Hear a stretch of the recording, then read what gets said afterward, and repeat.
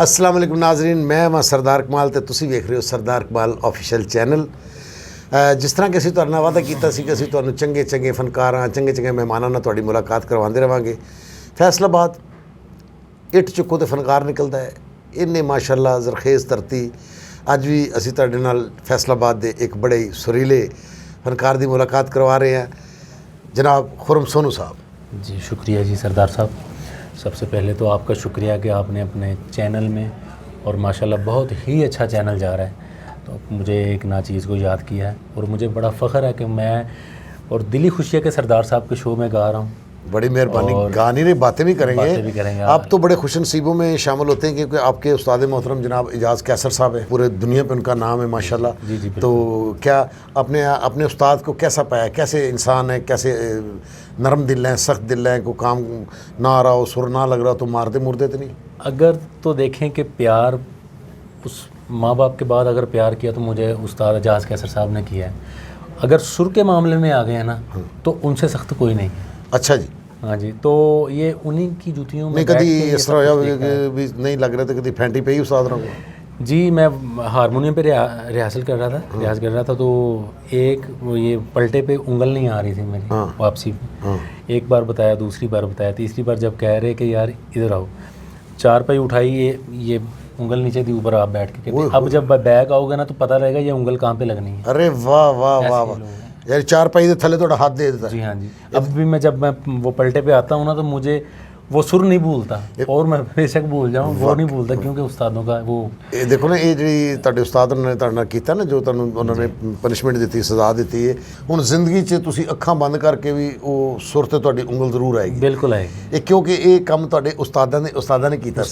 ये मास्टर अब्दुल्ला साहब अल्लाह जन्नत नसीब फरमाए, क्योंकि वो तुहाडे उस्ताद जिहड़े ने अख्तर हसन अखिया साहब दे शागिर्द ने, तो मास्टर अब्दुल्ला साहब हो गए, मास्टर नैस साहब हो गए, ये इक्को खानवादे दे लोग। जी बिल्कुल। ये इस तरह गाने की रिकॉर्डिंग हो रही सी तो एक सुर जिहड़ा सी ना वो नहीं सी लग रहा, तो मास्टर साहब मास्टर अब्दुल्ला साहब का कोई गाना सी तो उन्होंने पूछा कि किहड़ा है, किहड़ा जिहदा नहीं लगता पिया है, विचों म्यूजिशियन उठे कहता जी वो मेरी उंगल नहीं लगती पई। अच्छा अच्छा पुत्र खैर होवे, दिखाए है किहड़ी उंगल है तेरी? उन्होंने कहा जी मास्टर साहब है, तो मास्टर साहब ने मूँह च लैके तो उंगल ही टुक दी सी कि लै पुत्र जिहड़ी उंगल सुर नाल नहीं लगती वो जिस्म नाल क्यों लगी?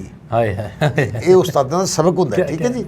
तो तुसीं माशाअल्लाह अपने उस्ताद नाल तो बहुत खुश हो? जी बिल्कुल खुश, और अल्लाह मेरी ख्वाहिश है कि अगले जन्म च भी मैं ये उस्ताद पावां अपने। अरे मैंने इन्ना प्यार, मेरी इन्नी बच्चियों को मैंने प्यार। अच्छा तुसी कितनी एज सी जो तुसी एजाज़ कैसर साहब को आगे शागिर्द होए? तकरीबन 20 साल थी। तो अब माशाल्लाह 32 साल एज हो गई है। 20 साल ਦੇ जो तुसी इन्हां कोल आए, 32 साल यानी 12 साल ਤੁਹਾਨੂੰ उस्ताद होने की शागिर्दी च हो गई है। जी बिल्कुल। तो उस्ताद होने का एहतराम पूरा जा रहा है? जी बिल्कुल, क्योंकि उन्होंने अपने इंटरव्यू तुहाडी तारीफ की, उन्होंने कहा जी मैं उन्होंने होनहार शागिर्दां जो नाम पूछा है, उन्होंने तुहाडा नाम लिया है, अली अब्बास साहब का नाम लिया है, अमानत अली का नाम लिया है। ठीक है जी। काफ़ी अपने होनहार शागिर्दां दे नाम लिया, उन्होंने तुसीं भी शामिल सो? जी मैं तो शामिल भी नहीं सरदार साहब, मैं इस लायक ही नहीं समझता, लेकिन उन्होंने बहुत बड़ा पन है कि उन्होंने इस काबिल समझे, तो अल्लाह पाक उन्होंने सेहत तंदुरुस्ती देवे और हमेशा साडे अपना सुनो सब तुहाडे पूरे खानदान च होर बंदा भी कोई इस फील्ड च है? नहीं सरदार साहब, सिर्फ मैनू ही तकलीफ हुई। नहीं तुहाडी इस तकलीफ तो तुहाडे खानदान च किसी होर नूं बंदे नूं तकलीफ हुई होवे, दसो यार किहड़े काम च पै गए? जी मैं सरदार साहब जो नया शुरू किया उस तो सब ने मैनू रोकना, मैं अगर सड़क तो तुरया जा रहे हैं तो मैं गा रहा हाँ, घर बैठा गा रहा, वो कहते यार ये पता नहीं पागल हो गया, लेकिन एक अल्लाह ने अता की सी। बिल्कुल सही। मेरे अंदर फन से कि यार मैं कर सकदा, मेहनत करदे फिर उस्तादां दे लड़ लग गए, अज इस मुकाम ते सरदार साहब तुहाडे कोल बैठे हैं। अच्छा नहीं तुहाडे वालिद साहब सुना तुहाडी गायकी ने बड़ा प्यार करदे सन, बड़ी मुहब्बत करदे सन? पहले बड़ा रोकदे सी क्यों, नमाजी परहेजी सी सारी, मेरी पूरी फैमिली, मेरी वालदा 5 वक्त की नमाज माशाअल्लाह और पूरी फैमिली पढ़ी है। ये सिर्फ मैनू ही शौक सी सरदार साहब। बाद में जब वालिद साहब मैं टेलीविज़न पे आ गया, वो जब आप लेके गए एक्सप्रेस पे, तो फिर सबसे खुशी ज़्यादा उनको वालिद साहब हुई जी, वो अब इस दुनिया में नहीं है, मैं उनकी कमी हर वक्त महसूस माशाअल्लाह खुश है कि मुंडा हुण टीवी ते आने लग पिया है। अरे वाह वाह वाह वाह, नहीं तो मुंडा किसी होर काम जुंदा दिल करे घर दा टीवी वेच दिंदा, मुंडा टीवी ते आने लग पिया। अच्छा तुसीं शागिर्द एजाज़ कैसर साहब दे हो ते तुसीं गाते मोहम्मद रफ़ी साहब नूं, मोहम्मद रफ़ी साहब तो माशाअल्लाह उन्हां वर्गा कोई फनकार हजे तक ते दुनिया ते नहीं आया ऐसा अच्छा वोकल। सदियों बाद भी ऐसे फनकार पैदा नहीं होते। मैं दुनिया में मानता हूँ तो सिंगर मोहम्मद रफ़ी साहब को माना है, मैंने इनको अपना रूहानी उस्ताद माना है। किशोर कुमार क्या कहने, वो फिर इनके यानी कि है तो उसी दौर में, लेकिन मैं ज़्यादा इनको प्यार करता हूँ और मैं उनको भी करता हूँ प्यार, कोई किसी से कम नहीं था। लेकिन मेरा आइडियल, अच्छा जी। मेरी ज़िंदगी की, मैं अपनी ज़िंदगी रफ़ी साहब के गाने सुन के गुजार रहा हूँ। वाह वाह वाह, इतना मुझे प्यार है। बड़ी बात है। मेरे ख्याल ਤੁਸੀਂ ਮੁਹੰਮਦ ਰਫੀ ਸਾਹਿਬ ਦਾ ਜ਼ਿਕਰ ਕਰ ਰਹੇ ਹੋ, ਤੁਸੀਂ ਇਸ ਵੇਲੇ ਕੋਈ 7ਵੀਂ ਜਾਂ 8ਵੀਂ ਨਸਲ ਹੋ ਗਈ, ਜਾਂ ਬਲਕਿ ਉਸ ਤੋਂ ਜ਼ਿਆਦਾ ਨਸਲ ਹੋ ਗਈ ਕਿ ਮੁਹੰਮਦ ਰਫੀ ਸਾਹਿਬ ਦੇ ਗਾਣੇ ਅੱਜ ਵੀ ਉਸੇ ਤਰੀਕੇ ਨਾਲ ਤੁਸੀਂ ਗਾ ਰਹੇ ਹੋ ਔਰ ਲੋਕ ਸੁਣ ਰਹੇ। नहीं नहीं सरदार साहब, मैं कुछ भी नहीं गा रहे हैं, सिर्फ एक कोशिश कर रहे हैं अच्छा कि अल्लाह पाक सिला दे ही जा रहा वा। लेकिन ਨਹੀਂ ਯਾਰ, कोशिश ਤੇਰੀ ਏਜ ਦੇ ਮੁੰਡੇ ਜਿਹੜੇ ਨੇ ਉਹਨਾਂ ਨੇ ਵੇਖਿਆ ਕਿ ਯਾਰ ਮੁਹੰਮਦ ਰਫੀ ਸਾਹਿਬ ਨੂੰ ਹੁਣ ਕੋਈ ਜਿਹੜੀ ਜਨਰੇਸ਼ਨ ਹੈ, ਜੋ ਨਵੀਂ ਜਨਰੇਸ਼ਨ ਹੈ, ਉਹਨਾਂ ਨੂੰ ਨਹੀਂ ਪਤਾ ਕਿ ਕੌਣ ਲੋਕ ਸਨ ਜਾਂ ਕੀ ਲੋਕ ਨੇ, ਤੇ ਉਹਨਾਂ ਨੇ ਆ ਕੇ ਆਪਣੇ ਤਰੀਕੇ ਨਾਲ ਪਾਰਟੀ ਜੀ ਪੈਂਟ ਪਾ ਲਈਏ, ਅਜੀਬ ਜਿਹੇ ਕੱਪੜੇ ਪਾ ਲੈਣੇ, ਵਾਲ ਵਧਾ ਲੈਣੇ ਪਾਗਲਾਂ ਵਰਗੇ, ਤੇ ਗਿਟਾਰ ਫੜੀ ਤੇ ਗਾਣ ਲੱਗ ਪਏ ਤੇ ਪੈਸੇ ਵੀ ਕਮਾਉਣ ਲੱਗ ਪਏ ਨੇ। ਤੇ ਤੁਹਾਨੂੰ ਕੋਈ ਇਹੋ ਜਿਹੀ ਨਹੀਂ ਗੱਲ ਆਈ ਕਿ ਯਾਰ ਮੈਂ ਵੀ ਇਹੋ ਜਿਹੇ ਕੰਮ ਕਰਾਂ ਜਿੱਚੋਂ ਪੈਸੇ ਆਣ ਤੇ ਮੇਰੀ ਦਾਦ ਨਾ ਆਵੇ? नहीं सरदार साहब, असल में एजाज़ कैसर साहब के पास जब मैं गया ना, तो उन्होंने सबसे पहले मुझे सुना, उन्होंने कह रहा कि खुदा की सलाहियत है तुम में कि नहीं। हाँ सिर्फ उन्होंने ये चेक किया, हाँ सुर ले तो नहीं। जब उन्होंने मुझे सुना, वो कहते कि यार तुम कुछ कर सकते हो। सही। फिर उन्होंने कहा कि आप मोहम्मद रफ़ी साहब को गाया करो, आपका वोकल और आपका आवाज़, आपका ट्यून रफ़ी साहब के गानों में मैच होता है। वाह वाह वाह। ਤੇ ਉਹ ਟਿਊਨ ਸਾਨੂੰ ਵੀ ਜ਼ਰਾ ਚੈੱਕ ਕਰਾਓ ਕਿ ਮੁਹੰਮਦ ਰਫੀ ਸਾਹਿਬ ਨੂੰ ਤੁਸੀਂ ਕਿੰਨਾ ਕਰੀਬ ਤੋਂ ਗਾਉਂਦੇ ਹੋ ਜੀ। जी ज़रूर जी, इजाज़त है सर। ਬਿਸਮਿਲ੍ਲਾ ਜੀ।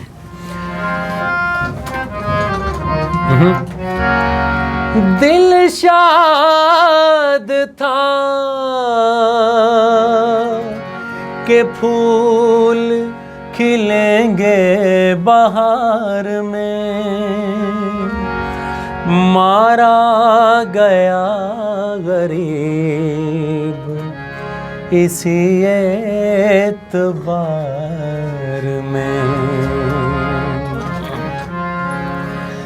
मुझे तेरी मोहब्बत का सहारा मिल गया होता।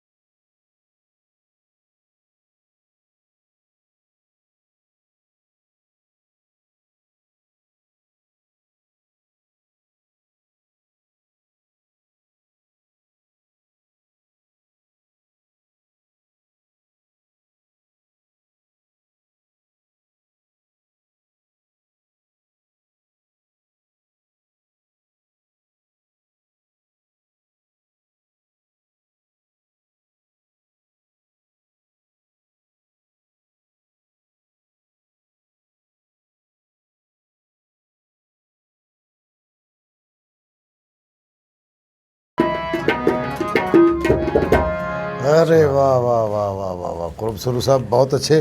अच्छा जी खुरम सोनू साहब, अपना हुण तुहाडा उड़ना पछोना गाना ही है या कोई होर काम भी है? इसके अलावा सरदार साहब, मैं भाई हैं सारे, और सारे अपने अपना, मेरा जो सैड शॉप बना के दी है भाई को मोबाइलों की।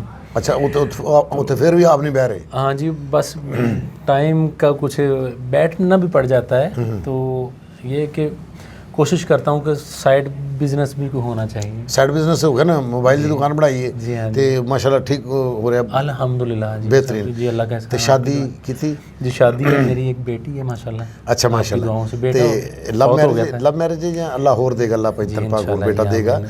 ਤੇ ਅੱਲਾ ਦੇ ਘਰ 'ਚ ਕਿਹੜੀ ਕੋਈ ਕਮੀ ਕੋਈ ਜੀ, ਹਾਂਜੀ। ਤੇ ਆਪਣਾ ਪੁੱਛਣਾ ਮੈਂ ਇਹ ਚਾਹ ਰਿਹਾ ਸੀ ਕਿ ਹੁਣ ਤੁਸੀਂ ਸ਼ਾਦੀ ਕਿਉਂ ਕੀਤੀ ਹੈ? एक की शादी और घर वालिਆਂ ਦੀ ਮਰਜ਼ੀ ਦੇ ਨਾਲ ਕੀਤੀ।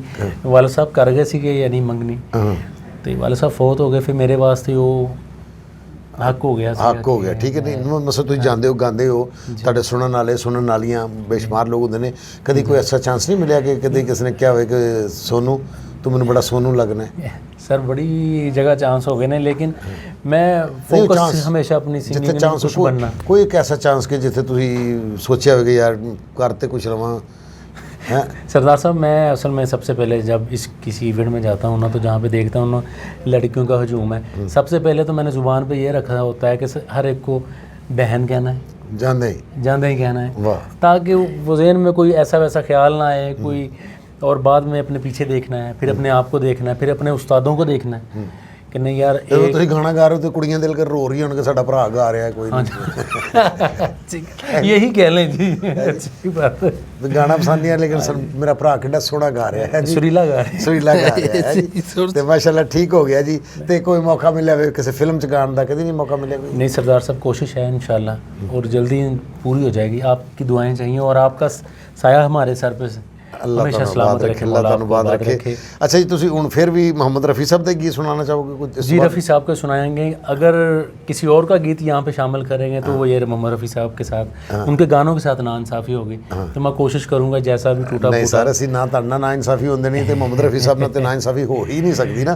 ਤੇ ਤੁਸੀਂ ਮੁਹੰਮਦ रफ़ी साहब ਦੇ ਕੋਈ ਗੀਤ ਸੁਣਾਓ ਨਾ ਜੀ। जी जैसा ही टूटा फूटा हुआ सर, कबूल कीजिएगा। बिस्मिल्लाह जी। मैं जट यमला पगला दीवाना,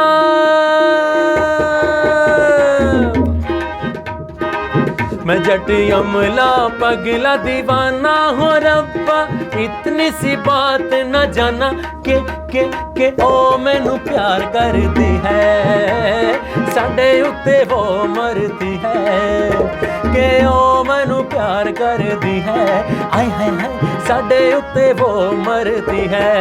मैं जट यमला पगला दीवाना हो रब्बा, इतनी सी बात न जाना के ओ मैनू प्यार करती है, साडे उत्ते वो मरती है, के ओ मैनू प्यार करती है, आय हाय हाय साडे उत्ते वो मरती है,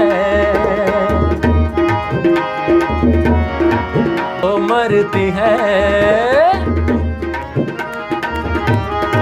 साडे उत्ते वो मरती है, के ओ मैनू प्यार करदी है, आय हाय हाय साडे उत्ते वो मरती है, के ओ मैनू प्यार करदी है, आय हाय साडे उत्ते वो मरती है।